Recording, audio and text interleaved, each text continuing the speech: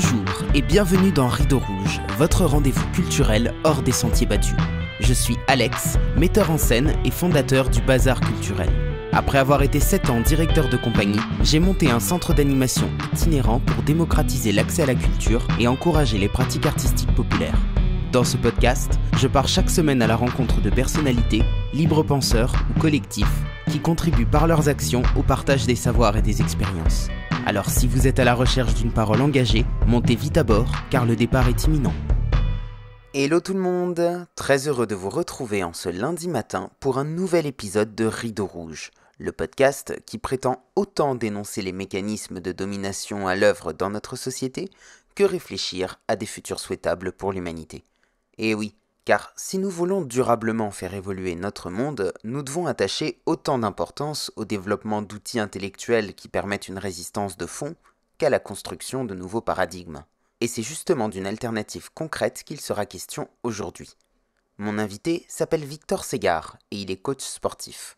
Après avoir travaillé dans l'industrie fitness, il a fondé Atlas Studio Coaching, un studio de remise en forme dans un jardin en permaculture, avec l'idée de mêler entraînement physique et compréhension du vivant.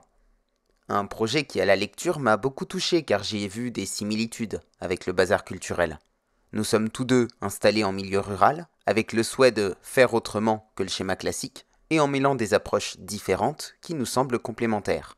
La permaculture et le sport pour Victor, la création et la médiation culturelle pour moi. Considérer l'individu dans sa globalité, c'est le projet et la philosophie de Victor, et c'est en grande partie le sujet de notre réflexion. Bonjour Victor, comment ça va ?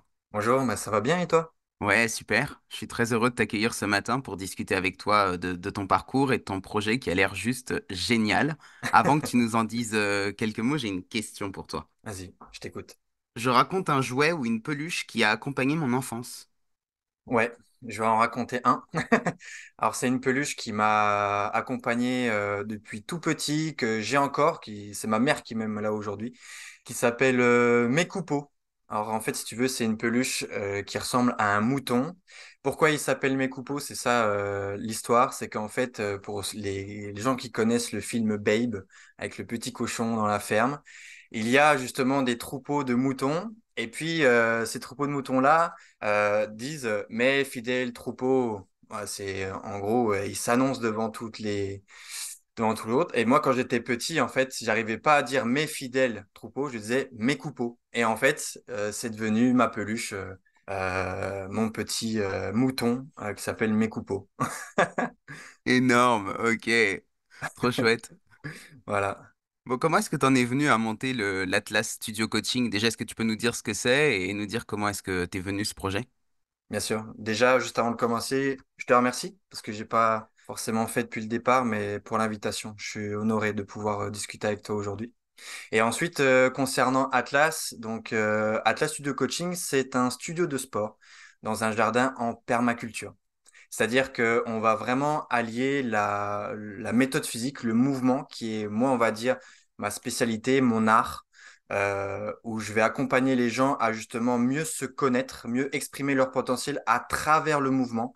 Mais c'est grâce, en fait, à ce mouvement-là et à ce corps qu'on essaye de renforcer, de s'assouplir, tout un tas de qualités physiques qu'on peut avoir que l'on peut ensuite s'exprimer dans son environnement. Et moi, le terme d'environnement me parle beaucoup depuis tout petit. J'ai grandi en pleine nature, voilà, dans un petit village. Donc c'est vrai que c'est des choses qui me tiennent énormément à cœur et où j'ai réussi, on va dire peut-être dès le départ, à développer une certaine philosophie de reconnexion et de connexion. En fait, tout simplement, j'aime pas eu besoin de passer par la phase reconnexion parce que j'ai toujours été connecté avec ça. Et en fait, je me suis dit, bah, OK, comment moi, je peux impacter les gens qui, moi, mon premier rapport, ça va être le mouvement, pour toute cette reconnexion justement avec la nature, sachant que moi, je suis quand même voilà, dans la région de l'Oise, donc au-dessus de Paris, mais il y a une mentalité parisienne quand même qui s'installe. La plupart des gens, même s'ils sont, on va dire, dans la campagne parisienne, travaillent quand même sur Paris, prennent le train tous les jours, font des fois même 1 heure et demie de trajet pour y aller, donc 3 heures par jour. Donc voilà, c'est des gens, quand ils viennent ici, ils ont de la chance parce qu'ils ont quand même une maison, un jardin, et du coup, ça leur permet de pouvoir souffler et le week-end de passer peut-être des moments en forêt, etc.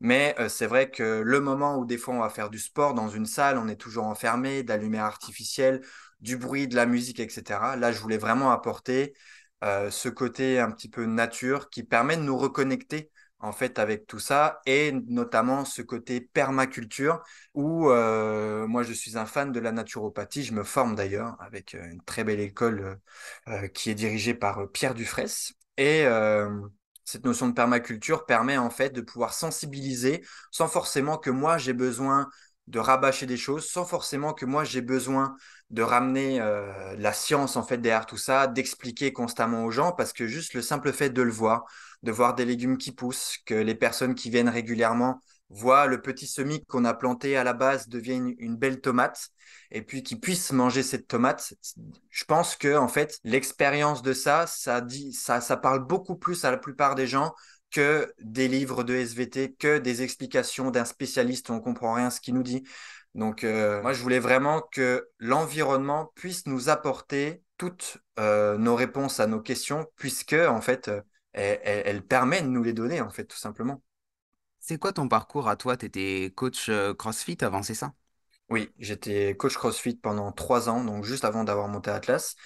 Et j'ai fait des études à Besançon, en STAPS, donc à l'Université du sport, spécialité entraînement physique.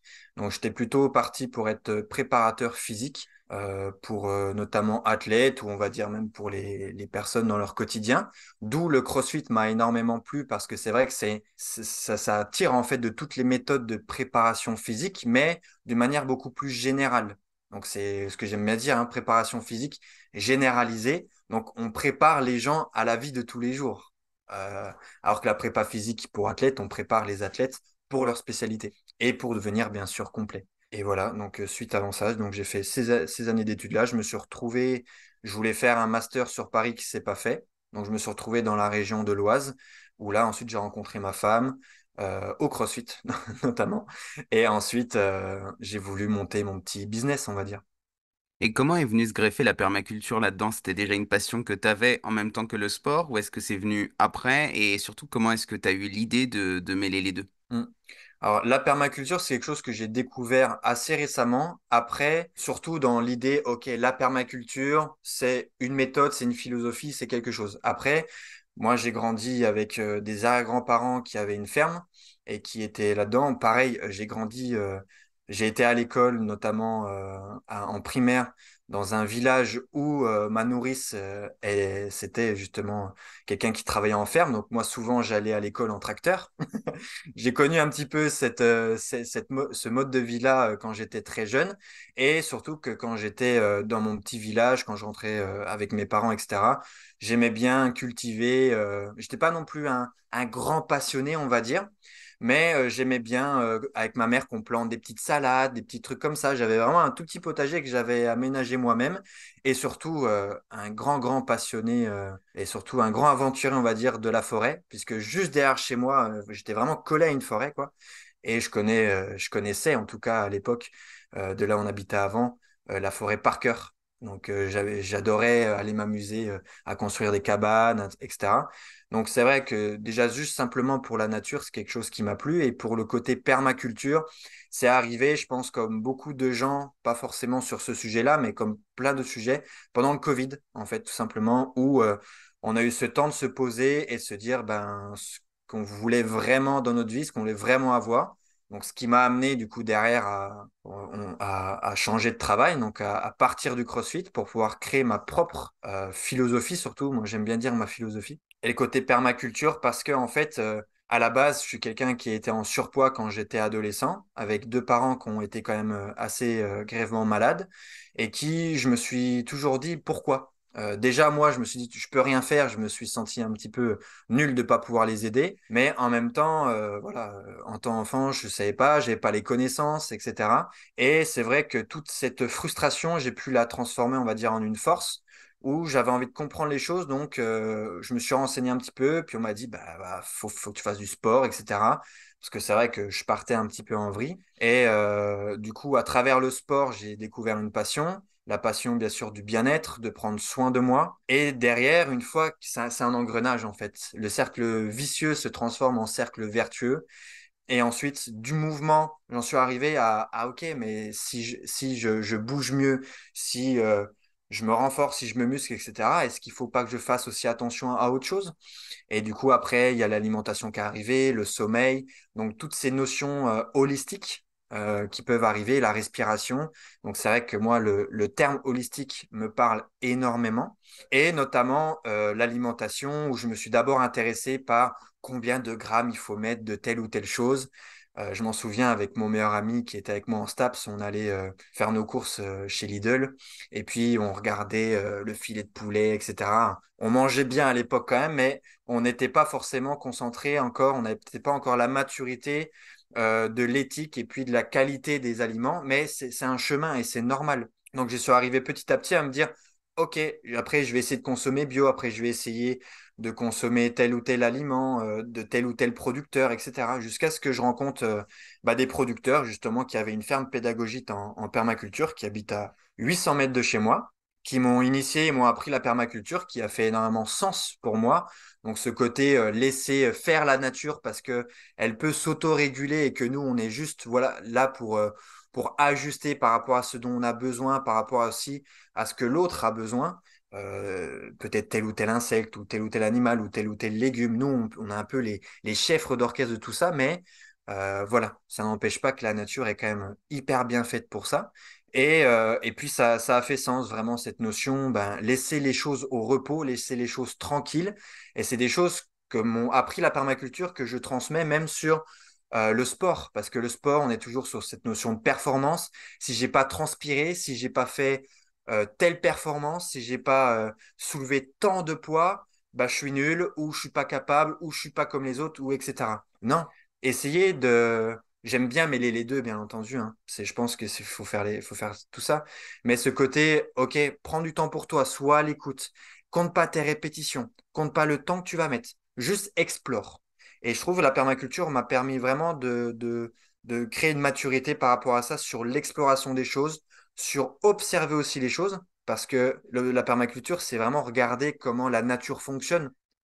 Et non pas, il y a un problème, je mets un truc instantané, comme ça on règle le problème et c'est fini.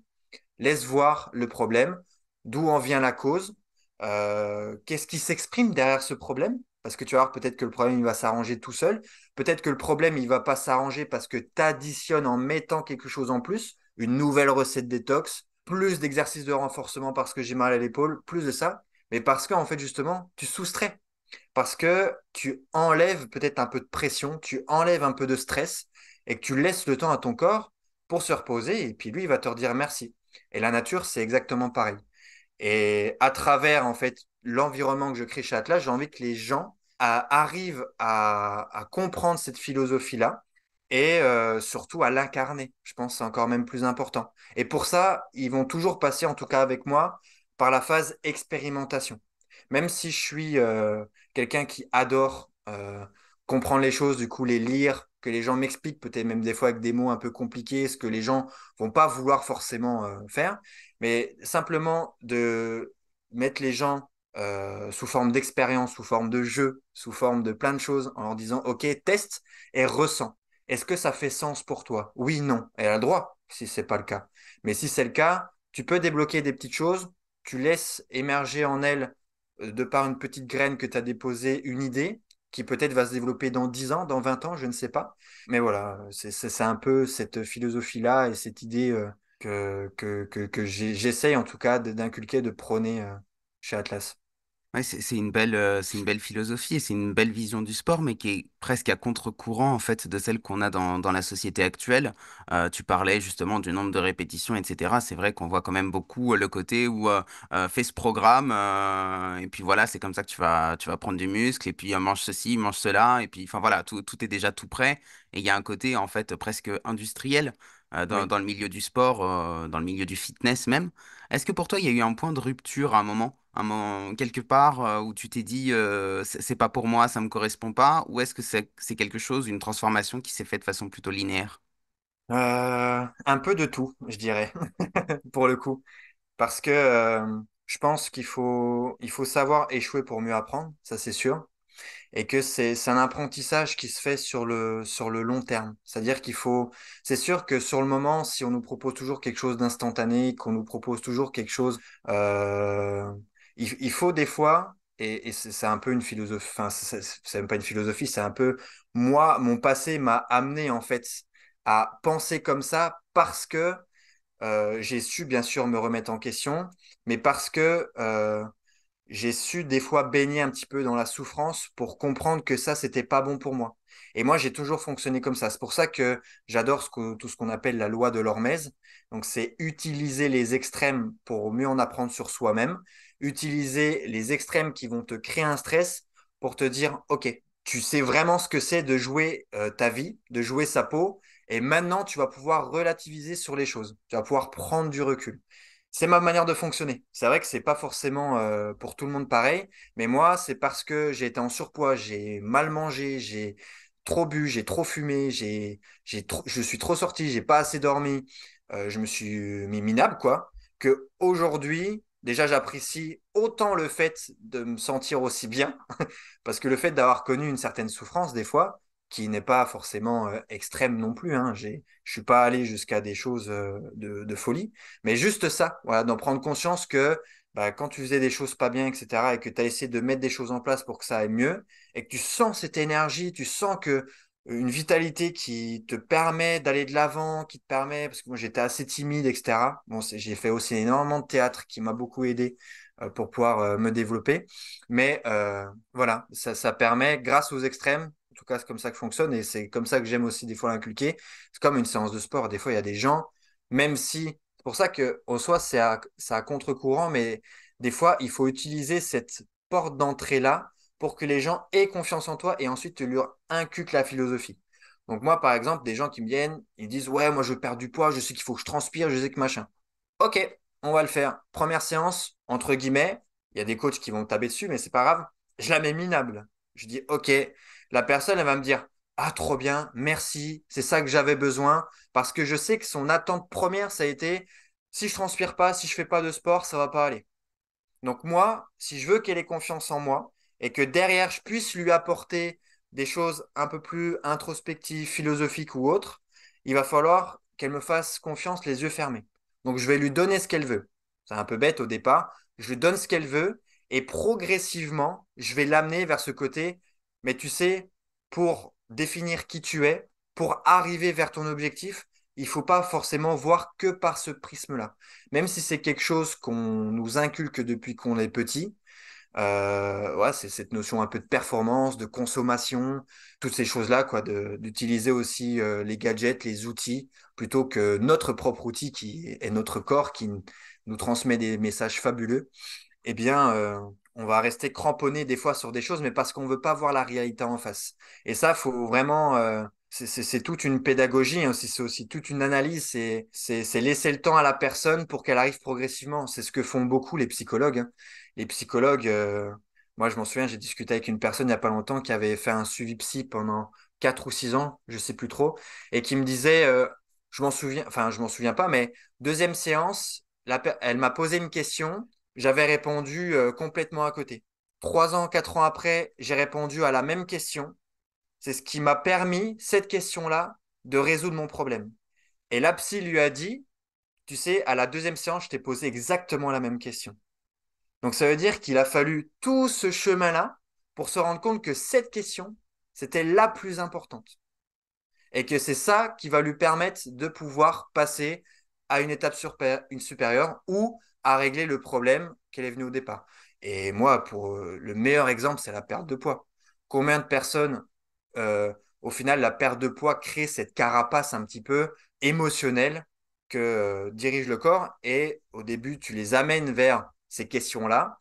Tu passes par toutes ces étapes physiques. La personne, elle en chie un peu, elle fait du sport, elle change son alimentation. Donc, tu vois quand même une amélioration. Et puis, au bout d'un moment, elle arrive à une conscience, à une écoute d'elle-même, où elle va se dire, bah, en fait, je sais pas, moi, ça fait 3 ans que je suis dans mon travail, et qu'en fait, je subis. Elle change de travail et paf, elle perd 10 kilos, quoi. Et elle se rend compte qu'en fait, la perte de poids, c'était pas forcément l'objectif. Et le problème ne venait pas peu de gras qu'elle avait sur le ventre, mais peut-être du Exactement. boulot dans lequel elle était pas heureuse, quoi. Exactement. Et ça, c'est la grande bataille de notre siècle. Toi qui viens du monde du CrossFit, alors la méthode CrossFit, ça a été un peu révolutionnaire à un moment, ce côté prépa physique généralisé. Enfin, moi, je le pratique aussi, tu vois, et quand je suis arrivé Super. là-dedans, c'était vraiment dans l'optique de me dire, mais c'est génial, en fait, cette méthode qui permet de mêler plein d'approches différentes et enfin voilà, il y avait un côté pour le coup que je trouvais un peu holistique. Et puis, au fur et à mesure du temps, c'est pas que j'ai déchanté, mais déjà, bah, tu te rends compte que CrossFit, c'est une entreprise, c'est une marque que derrière, il y a une volonté de faire du business, de faire beaucoup de chiffres d'affaires, y compris sur le dos des propriétaires de box. Qu'à côté de ça, en fait, bah, allier performance et longévité, c'est compliqué.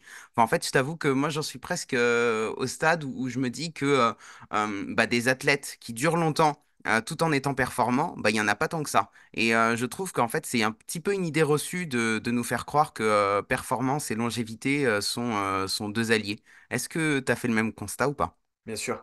Surtout en France. Surtout en France. Déjà, même si CrossFit, entre guillemets, reste comme tu l'as dit, un business, voire même à la base plutôt une méthodologie d'entraînement et une philosophie d'entraînement, comme toute bonne chose, c'est toujours, entre guillemets, racheté ou vu pour faire du business. Ça, tu pourras jamais changer ça. Et une fois que tu l'acceptes, ça va beaucoup mieux. Mais c'est vrai que c'est beaucoup de questions que je me suis posées aussi. Mais ce côté aussi où justement dans le CrossFit, on va réussir à pouvoir mélanger un petit peu toutes ces activités-là. Et en France, pour moi justement, et c'est là où ça a pris une bonne tournure à mon sens, après c'est ma façon de voir les choses, c'est que CrossFit aujourd'hui sélectionne encore plus. C'est-à-dire qu'il a augmenté ses tarifs. Alors oui, on peut avoir toutes ces notions business, etc. Mais c'est parce qu'en fait, ils se sont aussi rendus compte qu'il y avait un petit peu tous les coachs du coin qui pouvaient se permettre de s'appeler CrossFit et de faire n'importe quoi. Et du coup, on se retrouve plus avec des animateurs CrossFit qu'avec des coachs sportifs et des coachs CrossFit. Et surtout, justement, dans l'animation, on va être plutôt sur ce côté, allez, on fait 5 squats, on fait ci, on fait chic, on fait tchac. Et ils vont pas derrière vraiment exprimer leur propre expérience, leur propre philosophie. Moi, c'est vrai que la philosophie, c'est quelque chose qui est très ancré en moi. C'est avant, par exemple, d'apprendre quelque chose, comment, dans quelles conditions tu te mets pour apprendre ces choses-là.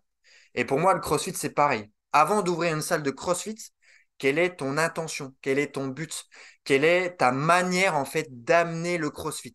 Parce que dans une salle à une autre, on peut vraiment avoir une philosophie différente. Des personnes qui vont dire, bah, ici, si tu viens, moi, c'est pour des personnes qui font de la compétition CrossFit. Et du coup, je vais t'amener à ce que tu sois plus performant et avoir cette humilité de dire, sache que moi, je entraîne pour des performances de haut niveau. Donc, c'est des sacrifices. Donc, c'est des fois sacrifier sa longévité. Donc, c'est savoir, en fait, ce genre de choses. Et c'est pas de prendre les choses à demi-mesure et dire, ouais, bah, viens, tu verras, c'est cool, on adapte tout, et tout, etc. Je pense que plus tu es clair sur ce que tu es capable d'apporter, plus déjà aussi tu rassures la personne qui est en face de toi. Et tu n'as pas peur aussi de renvoyer les gens vers ce qu'on appelle, parce que moi j'ai horreur de ce mot, la concurrence. Non, c'est juste que ton objectif n'est pas le même, donc va dans une autre salle. Et du coup, CrossFit santé, où les personnes disent, bah, OK, ici tu vas venir, c'est une philosophie, on aime bien partager, donc c'est beaucoup axé sur la communauté, la santé, l'entraide. Donc tout ce côté performance, on le met un peu de côté. Ça ne veut pas dire qu'on ne va pas des fois pousser Jacqueline à essayer de soulever un peu lourd au deadlift. Mais, euh, mais c'est vrai que peut-être ça manque un petit peu de réflexion, de remise en question, d'introspection sur la réelle philosophie que j'ai envie d'apporter à mon entreprise, à cette vision que j'ai envie d'apporter du CrossFit. Et je connais beaucoup de gens quand même qui se battent pour rendre le CrossFit un peu comme à l'image d'Atlas, quelque chose où faut arrêter de croire que justement tu vas arriver là-bas, ça va être la guerre, on va soulever des pneus, on va monter sur des cordes. Non, et c'est pour ça qu'il y a eu toutes ces polémiques en Amérique avec le créateur de CrossFit, où lui, il a dit non, non, les gars, on arrête votre côté compétition avec Dave Castro qui montrait Froning, Fraser. Alors, c'est très bien, ça permet de créer un sport. Voilà, ça permet vraiment de créer un sport, un sport spectacle, si on veut, parce que quand on va là-bas, on regarde des gladiateurs, quoi, en train de soulever de la fonte et de faire des trucs de ouf. Et lui, il a voulu revenir, dire, OK, j'adore cette image-là, mais en fait, aujourd'hui, c'est trop l'image qu'on a du CrossFit. Et surtout en France. En France, on a souvent, dans le fitness, 10 ans de retard. Donc, quand on a vu les CrossFit Games, bah, tout le monde a voulu s'entraîner pour faire les CrossFit Games. Et là, on a eu plein de blessures, on a eu plein de trucs. Et du coup, on s'est mis à dos tous les kinés, tous les ostéos, tous les chiros qui disent, ouais, mais le CrossFit, ça vous pète les articulations.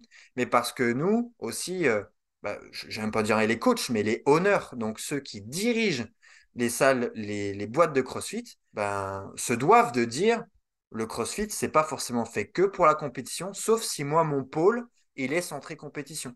Et surtout, je trouve aussi, même si ça amène ce côté communautaire, on s'entraide, c'est-à-dire qu'une personne de 80 ans peut s'entraîner avec quelqu'un de 22 ans, l'homme de 22 ans peut soulever une barre à 200 kilos et Jacqueline une barre à 60. Ok, c'est super.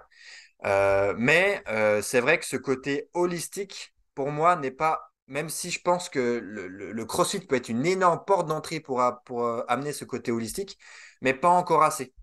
On parle pas encore, ils sont un peu tombés justement dans le business du fitness où on vend des barres protéinées, on vend des trucs comme ça, alors qu'à la base, le CrossFit est fait pour revenir à des choses essentielles, des mouvements fonctionnels, des mouvements naturels, des mouvements où c'est bon pour la santé. C'est-à-dire que quand tu sors d'une salle de CrossFit, tu devrais ressortir à 100% quasiment dans tous les cas. Après, comme j'ai dit tout à l'heure, il faut des erreurs pour apprendre mais avec plus d'énergie, avec plus de vitalité. Tu devrais pas t'inscrire dans une salle de CrossFit et que 6 mois après, tu as mal au dos et que tu as encore plus mal à l'épaule qu'avant. Ou tu te pètes une épaule, ouais. Ou tu te pètes une épaule à vouloir faire des keeping comme tout le monde. Non.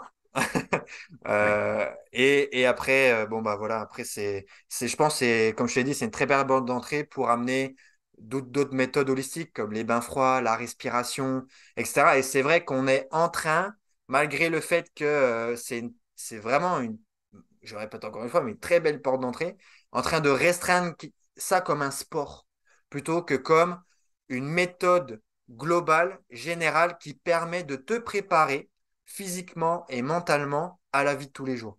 Ouais. Et du coup, trop centré sur ce côté mouvement, sport, et pas sur des fois le reste. Ouais. Moi, j'ai un petit peu l'impression qu'en fait, dans le sport, il s'est passé la même chose que dans la culture, si tu veux. C'est-à-dire que, il y a eu un moment, au sortir de la Seconde Guerre mondiale, où on s'est dit que bah, l'émancipation des personnes, ça passait par la culture, mais ça passait aussi par le sport. Et à un moment, ça a vrillé. Alors, dans le cas de la culture, il y a eu la création du ministère de la Culture. Et d'un côté, du coup, les artistes professionnels, les grands artistes, les grandes vedettes, etc. Et d'un autre côté, ce qu'on a appelé jeunesse et sport, tu vois, qu'on a mis ensemble, qui était l'animation culturelle et l'animation sportive, qui était pour les amateurs. Et dans Hmm. le sport, j'ai l'impression qu'on a vu le même phénomène avec d'un côté une branche qui s'est professionnalisée, avec du coup des athlètes de haut niveau, etc., qu'on allait valoriser, tu vois. Enfin là, on est sur une année de JO, on n'a jamais Ouais. autant parlé de sport, etc. Enfin, il y a un Ouais. truc, il y a toute une effervescence autour de ça. Et d'un autre côté, bah, les éducateurs sportifs qui vont faire du sport avec justement Tati Jacqueline qui a 80 ans et Mhm. qui a du mal, qui a mal au dos et qui a du mal à s'asseoir ou je sais pas, tu vois. Et en fait, j'ai l'impression que la promesse de CrossFit, en tout cas telle qu'elle est devenue aujourd'hui, malgré une superbe image au départ, et bah, c'est un peu de dire, bah, tu vois, c'est un peu le slogan, hein, Forging Elite, Elite Human ou Elite Fitness, je sais plus en fonction des slogans, tu vois, mais il y a ce côté où en fait on va forger les élites, des humains d'élite, des sportifs d'élite, et du coup il y a un truc où en fait on promet à n'importe qui en fait qui va pouvoir devenir un athlète de haut niveau, plutôt que de lui dire c'est vachement bien de faire du sport, mais fais-le à ton échelle, à ton Hmm. niveau, et tu vas peut-être développer le meilleur potentiel pour toi, mais peut-être que dans ton potentiel à toi, enfin, il n'y a pas besoin d'aller faire de la compétition à haut niveau ou devenir un, tu vois, et j'ai l'impression qu'en fait, c'est un peu. Allez, je vais utiliser une image un peu cash, mais c'est un peu le CrossFit, c'est la Star Academy du côté artistique, tu vois. En gros, tu fais du CrossFit, si t'es bon, tu vas faire les games, tu vas te faire repérer, etc., etc. Alors qu'en fait, le sport pour tous, pour moi, c'est pas tellement ça aujourd'hui. Je suis tout à fait d'accord avec toi, et parce qu'on est toujours dans cette perpétuelle envie d'élever les standards. On voit bien, à la base, il y avait deux ou trois catégories, quoi. Il y avait RX Scaled et Beginner, quoi. Vraiment, peut-être. Et encore, même pas, je crois qu'il y avait que RX Scaled au tout début quand j'ai commencé. Et maintenant, on a avec des élites RX intermédiaires. Donc c'est bien parce qu'on essaie de varier les niveaux et qu'il y a quand même ce côté dans le CrossFit où voilà, si tu es en scale, t'es pas vu comme quelqu'un de nul. Mais ça, on dit souvent le CrossFit, ouais, c'est génial pour ça. Mais en vrai, ça a été comme ça un peu dans tous les sports. Quand on voit les différents grades au judo, quand on voit, et par exemple, les arts martiaux, c'est une très belle discipline qui, pour le coup, je trouve, amène une philosophie qui est incroyable par rapport peut-être au CrossFit. Mais il y a ce côté aussi un peu américain. Je pense que le monde est en train, de toute façon, de s'américaniser et de vouloir la plus grosse voiture, le plus gros physique, les plus grosses performances. Et parce qu'on veut ressembler à l'élite. On veut être le plus riche, on veut être le plus musclé, le plus beau, avoir le plus de femmes, avoir le plus d'argent. Je pense que c'est aussi beaucoup les réseaux sociaux qui nous amènent à vouloir tout ça parce que voilà, on voit les choses, on scrolle toute la journée, on a l'impression que tout le monde a une vie incroyable et derrière, soit ça amène des gens qui ont encore plus peur et qui du coup baissent encore plus le standard parce que derrière, ils ont leur narration interne qui disent ah bah regarde tout le monde, tout ce qu'ils font là-dedans, moi se dire que je suis nul, je vais pas y arriver, du coup bah tu te laisses aller, tu fais n'importe quoi. Et puis, peut-être que des fois, parce que j'essaie toujours, moi je suis quelqu'un de très optimiste. Je me dis, dans tout mauvaise chose, il y a quand même peut-être une bonne chose à retirer.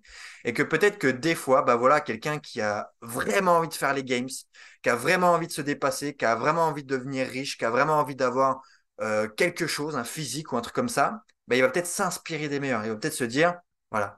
Donc je pense que c'est aussi une question de mindset, de mentalité d'éducation aussi. Comment toi, ton passé t'a amené à penser comme ça et qui, du coup, quand tu vois une réussite, après, il faudrait redéfinir ce que c'est la réussite, bien entendu, bah, tu te dis, bah, moi aussi, j'ai envie de tendre vers la mienne, qui, lui, est peut-être d'avoir la plus grosse baraque, la meilleure machin. Moi, ça va être plutôt de vouloir être l'humain le plus complet possible, le plus bienveillant possible. Ça peut être, on peut jouer sur tout hein, quand on pense à ça. Et ça amène, de toute façon, tout, hein, une séparation entre deux extrêmes. Voilà, entre ceux qui veulent trop, ceux qui veulent pas assez.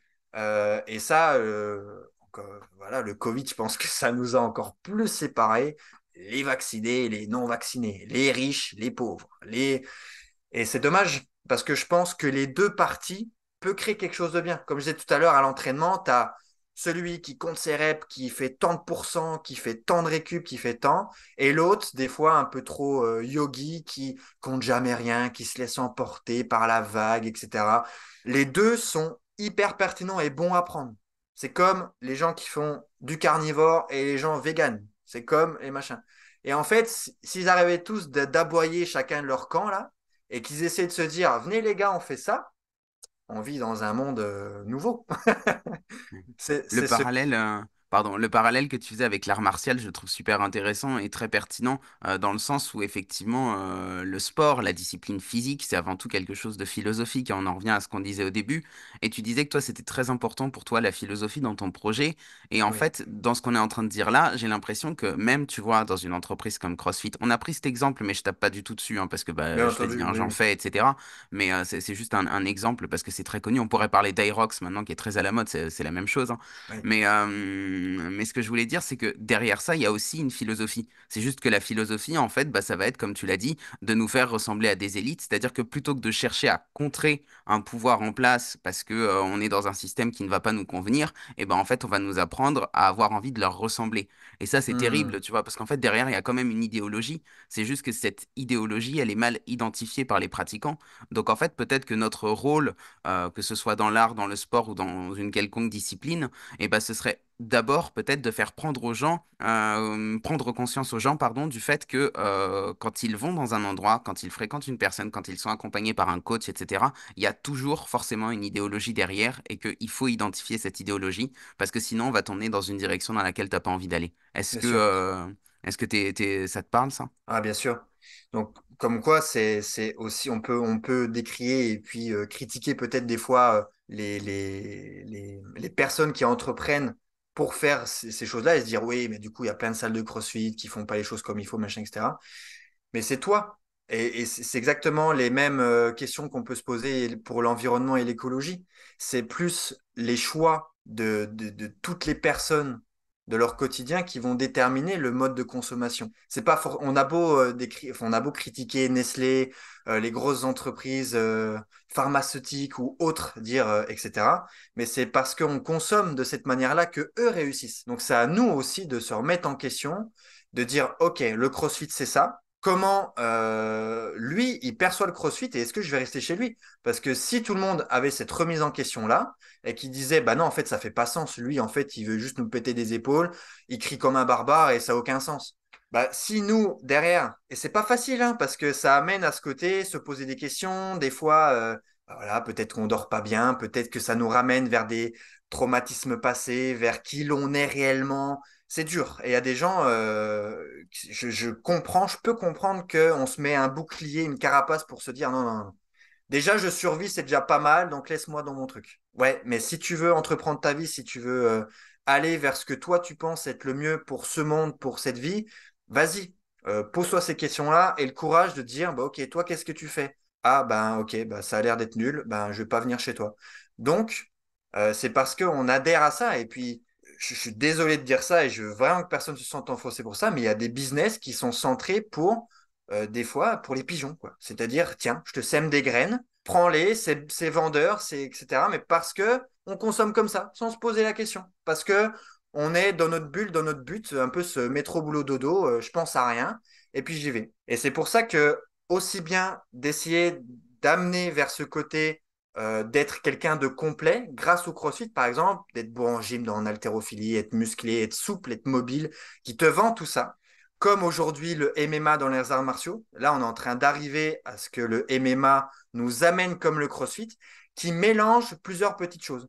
Mais pourquoi, par exemple, le judo, on arrive à avoir des personnes aussi avec cette introspection qui, après, bon, il y a de tout, hein, bien entendu, il n'y a pas forcément que des bonnes personnes au judo, mais vers cette philosophie, vers ce truc, c'est parce que ça reste un art, ça reste une discipline que l'on a expérimenté toute sa vie. On a été ancré par le judo et du coup, on amène ça.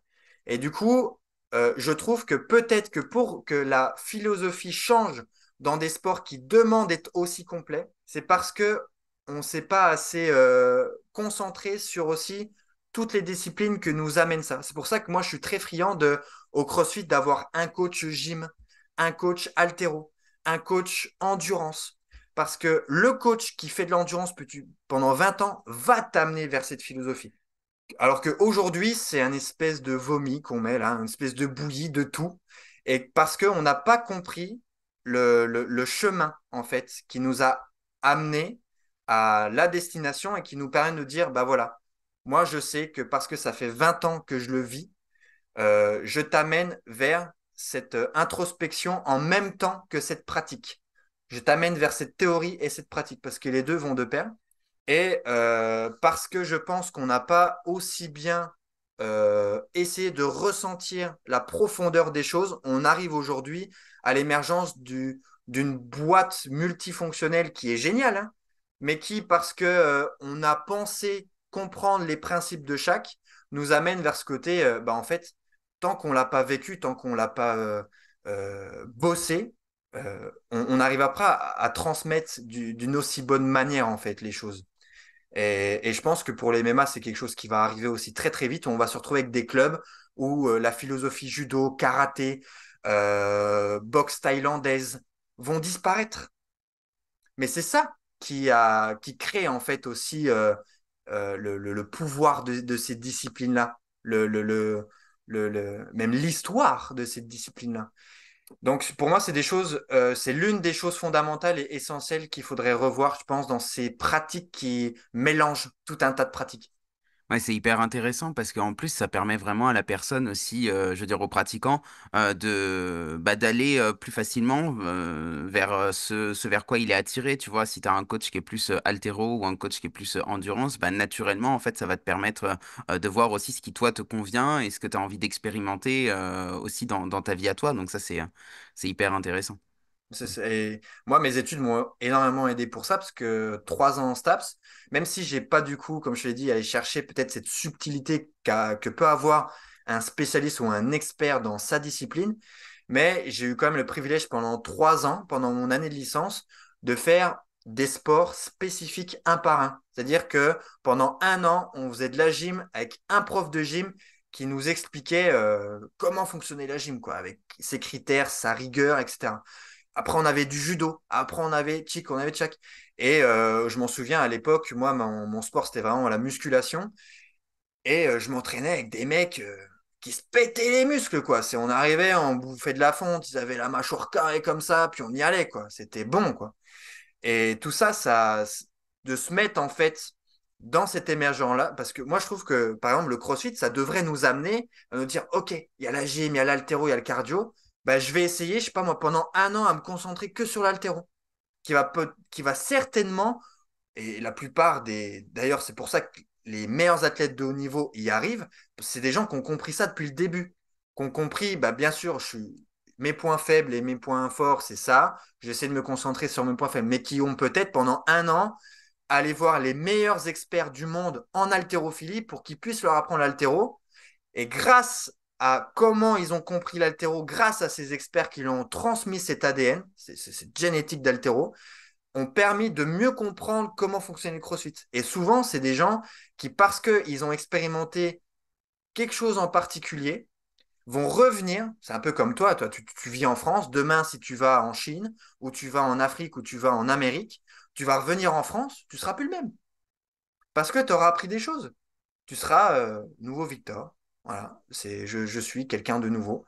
Et je pense que c'est quelque chose qui permet vraiment de s'élever et d'arriver déjà vers l'humilité, de se dire, OK, je suis allé vraiment m'entraîner avec des gars en haltéro.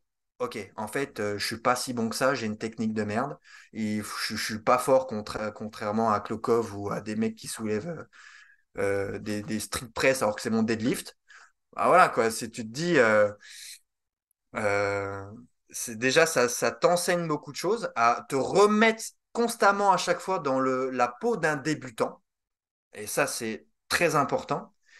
Et du coup, qui t'amène, bah, je pense, au fur et à mesure, si tu penses comme ça, si t'essayes d'entreprendre un petit peu les choses avec cette mentalité-là, à réellement une véritable connaissance de toi, de ton corps, de ton écoute, et qui t'amène vers cette philosophie.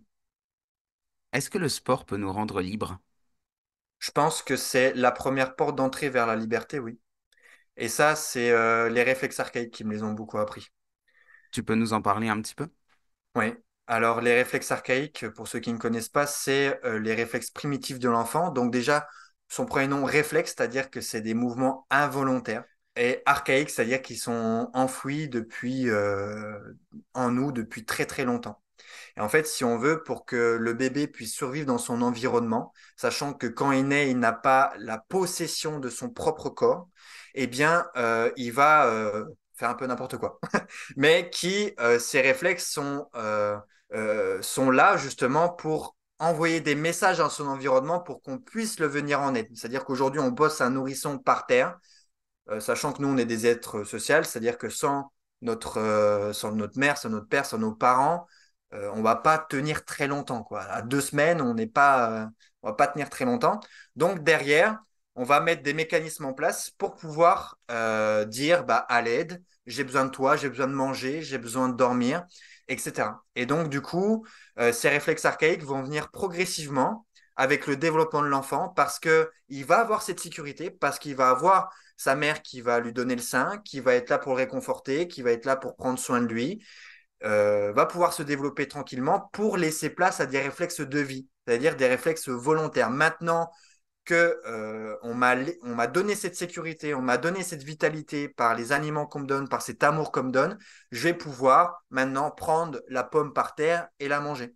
Et donc ça nous amène justement à enlever cette notion de survie pour la vie. Maintenant que j'ai le pouvoir de faire les choses, ben, je peux me le permettre. Et les réflexes archaïques, c'est quelque chose qu'on peut tester aujourd'hui et que j'adore tester sur les gens pour savoir si justement ils sont pas dans ce mode survie-là, s'ils sont pas en train de survivre dans leur environnement, alors que on est quand même aujourd'hui dans une société où il n'y a pas le même stress que dans les temps anciens, si tu veux. C'est-à-dire que on sait que demain va pas y avoir potentiellement hein, un tigre en ouvrant la porte derrière la porte.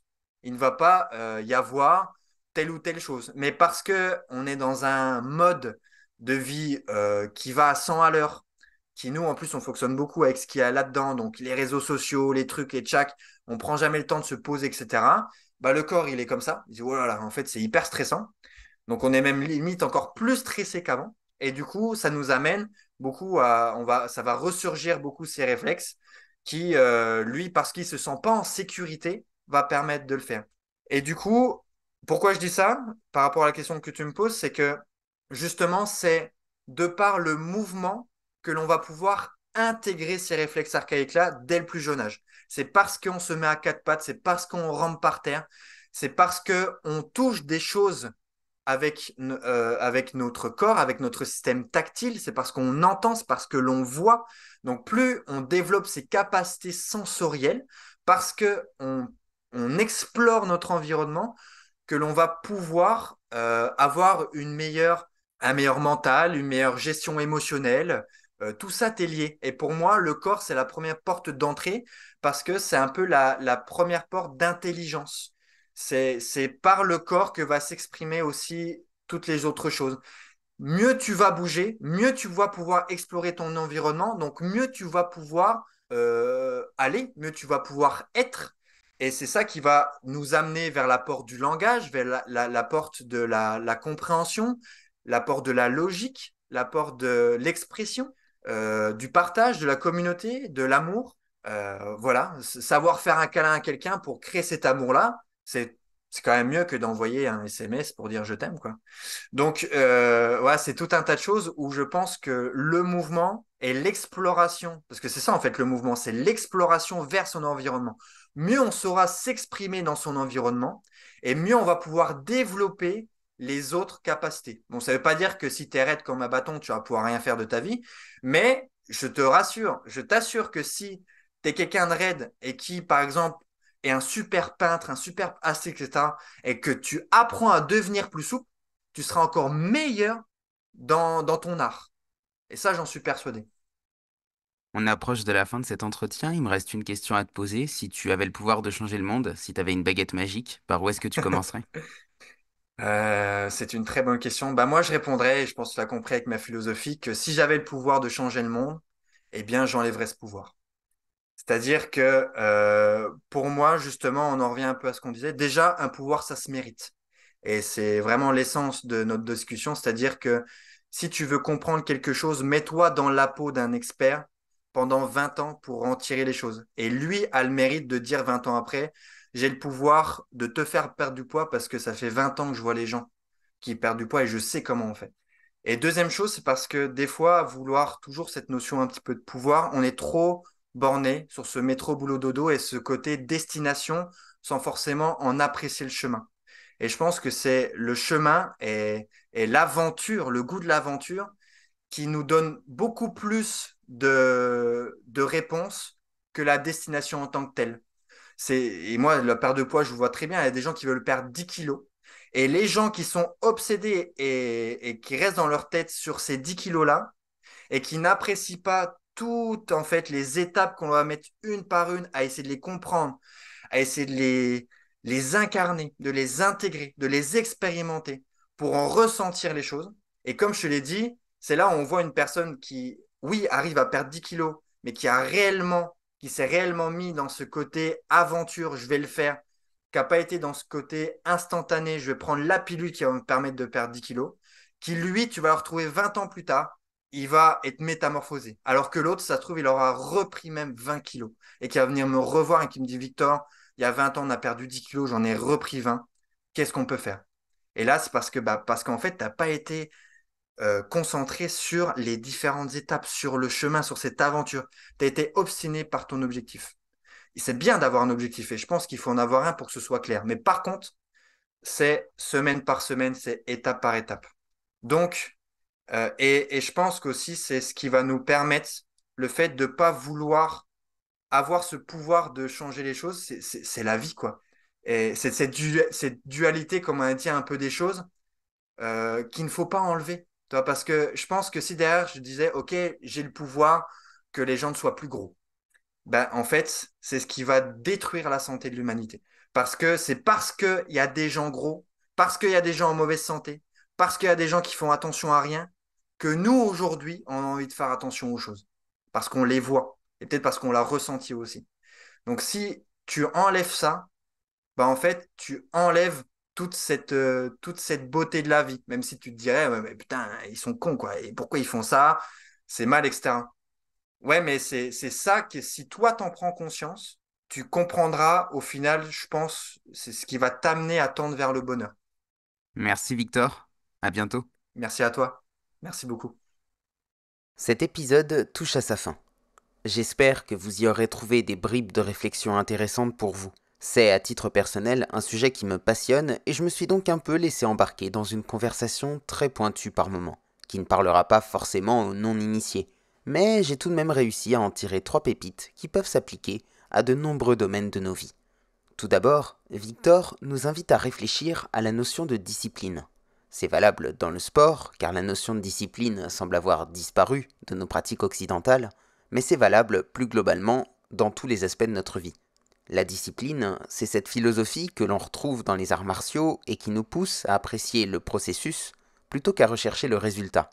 C'est ce qui nous permet de sortir de ce tout de suite prôné par notre société de consommation. Peut-on vraiment apprécier le résultat d'une expérience si l'on n'a pas vécu cette expérience ? Si ce sont nos expériences de vie qui nous forgent, et vous savez que j'en suis intimement convaincu, une personne qui ne développe que des expériences de surface ne pourra, a fortiori, développer qu'une pensée de surface. Remettre de la discipline dans nos pratiques, c'est nous exercer à retrouver de la profondeur, à entrer en introspection, à travailler sur les causes profondes qui nous poussent en avant. Pour reprendre l'exemple du sport, on peut commencer par se demander à quoi il sert. À nous rendre plus belles, plus beaux, plus désirables, ou bien à nous préparer physiquement et mentalement à notre vie de tous les jours. Ensuite, dans la nature, tous les éléments du vivant fonctionnent en harmonie les uns avec les autres. Rien n'est jamais trop, tout s'équilibre parfaitement. Ce sont déjà des réflexions que nous avions eu l'occasion d'amorcer lors des 2 précédents podcasts sur la permaculture, l'épisode 38 avec Mathieu Francard et l'épisode 40 avec Stéphane Chatry. Mais ce qui est intéressant dans ce cas précis, c'est que Victor utilise l'observation du fonctionnement de la nature pour inciter ses pratiquants à réfléchir sur eux-mêmes. Quel est l'impact de mon environnement sur qui je suis ? Si je bouge mieux, si je renforce mon corps, ne dois-je pas faire attention à autre chose ? À noter qu'il intègre même ces principes de permaculture dans son coaching en laissant les personnes cheminer par elles-mêmes. Il serait intéressant, à l'instar de ce que disait Mathieu Francard, de mettre en application ces préceptes dans différents aspects de notre vie, car n'oublions pas que le mouvement est, EST, la vie. Mouvement, vie, diversité, ouverture, démocratie sont des termes synonymes, tout comme stagnation, mort, repli sur soi, dictature fonctionnent ensemble. Enfin, sur un aspect plus politique, Victor nous rappelle de toujours nous questionner sur nos intentions, les autres, mais également celles des personnes que nous faisons entrer dans nos vies, que ce soit à titre personnel ou professionnel. Si nous reprenons l'exemple du sport, nous ne serons pas accompagnés de la même façon par des coachs qui ont un objectif de santé que par ceux qui ont un objectif de performance ou de business. Mettre au clair son intention et celle des autres permet de ne pas se faire influencer par des idéologies qui seraient contraires à nos valeurs. Car derrière chacune de nos actions, derrière chaque chose que nous consommons, il y a toujours une idéologie. Et dans notre société corrompue, l'idéologie par défaut tend à nous vendre comme des modèles de réussite nos dirigeants prédateurs. Or, si le but du jeu est de nous faire ressembler à ces élites, jamais nous ne serons en mesure de construire un réel contre-pouvoir. Si le podcast vous a plu, n'oubliez pas de lui laisser une note positive et de vous abonner si ce n'est pas déjà fait. Et pour celles et ceux qui veulent aller plus loin, vous pouvez soutenir le Bazar culturel en adhérant à l'association. Le lien est en description, de même que toutes les informations relatives au travail de Victor. Merci d'avoir écouté cet épisode et à la semaine prochaine pour une nouvelle rencontre hors des sentiers battus.